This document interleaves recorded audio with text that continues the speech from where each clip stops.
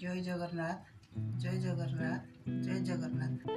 मु मानु आज पिला मानकु रूढ़ी प्रयोग विषय पढ़ेगा चाहूँगी। पिला माने मन रख, ओडिया भाषा रे बहु रूढ़ी प्रयोग रही से सब ओडिया भाषार मौलिक सृष्टि।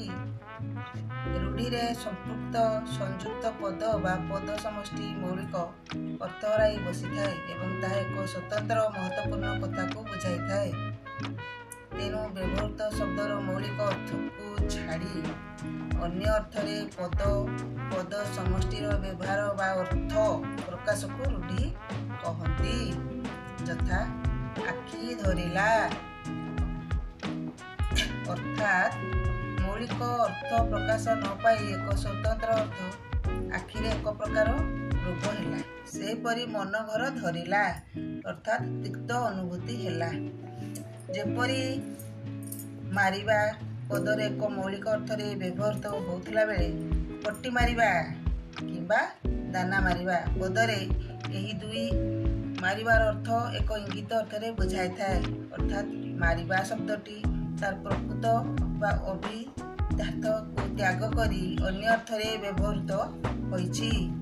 तेणु पद बा पद समष्टिर मौलिक अर्थ व्यतिरेके अन्य अर्थर व्यवहार को रूढ़ी प्रयोग कुहाଯାଏ। विशेष्य विशेषण और क्रियापदर गुरुत्व अनुଯାयी ओडिया भाषा रे प्रचलित रूढ़ी को तीन भाग रे विभक्त करा जाइथाए। यथा क्रियायुक्त रूढ़ी, क्रियाहीन रूढ़ी, तुलनात्मक रूढ़ी। ताले पिला माने रूढ़ी को तीन भाग रे विभक्त करा जाइछि। कौन कौन? क्रियायुक्त रूढ़ी, क्रियाहीन रूढ़ी, तुलनात्मक रूढ़ी।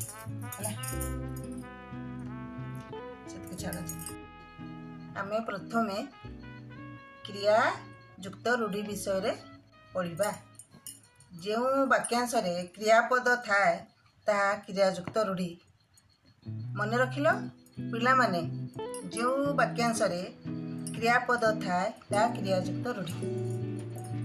यथा अकस रखिबा, अंधार घरे बाड़ी बुलाइबा, कोड़ी पहरिबा, चिता काटिबा, मथा खेलैबा, ना करिबा, हाथ धरिबा इत्यादि।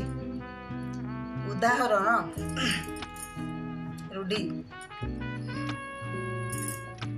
अकस रखिबा अर्थ राग रखिबा।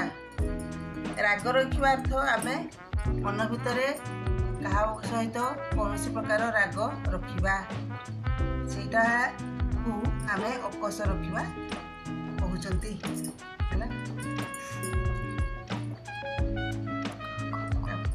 अठा बोलिबा दोष देबा।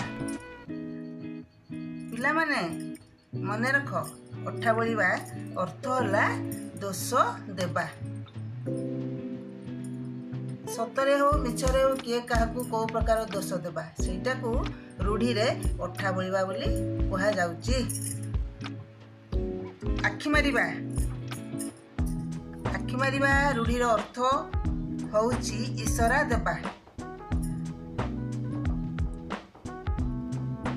तापरे उपरे उपरे भासिबा, प्रकृत कथा न जानी उपरे उपरे भासिबा।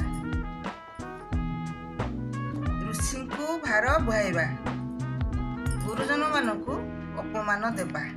पिला माने मन रख, ऋषि को भार बुहाइबा रूढ़ीर अर्थ होउची गुरुजन मानकु अपमान देबा। कटा घारे चून देबा, दुख उपरे दुख देबा। खंडा धार रे चलिबा, अति सावधान रे चलिबा, अति हुशियार रे चलिबा। गुमर फिटिबा, पिला माने भल भाबरे मन रख, गुमर फिटिबा अर्थ होउची रहस्य खुलिबा। घंट घुड़ेइबा, घंट घुड़ेइबा रूढ़ीर अर्थ हेउची लुचाइबा, जेकोसी कथा को आमे लुचाइबा। चलू करदेबा, चलू करदेबा रूढ़ीर अर्थ हेउछि सबु शेष करदेबा। पितांक मृत्यु परे पुओ अल्प दिन रे सबु चलू देला। वाक्य गठन एपरि करिबाकू हेबो।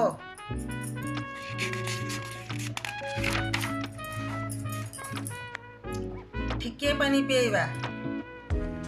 रूढ़ी प्रयोग रो अर्थ अस्तव्यस्त करवा।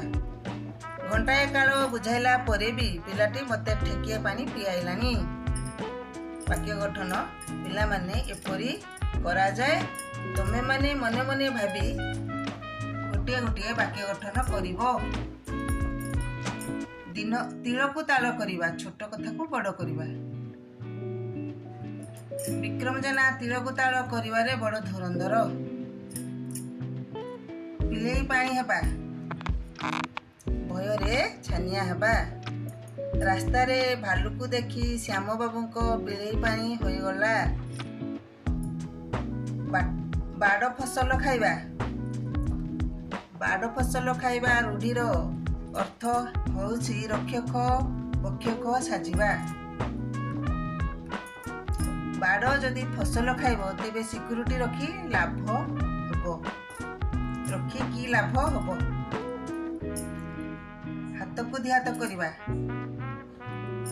बाहा करिदेबा। आसंता सनरे गोपालियाटाकू हाथ को दिहात करिदेले हेबो। धन्यवाद। पिला माने आमे आउ 2 प्रकार रूढ़ी आसंता अध्याय रे पढ़िबा। धन्यवाद।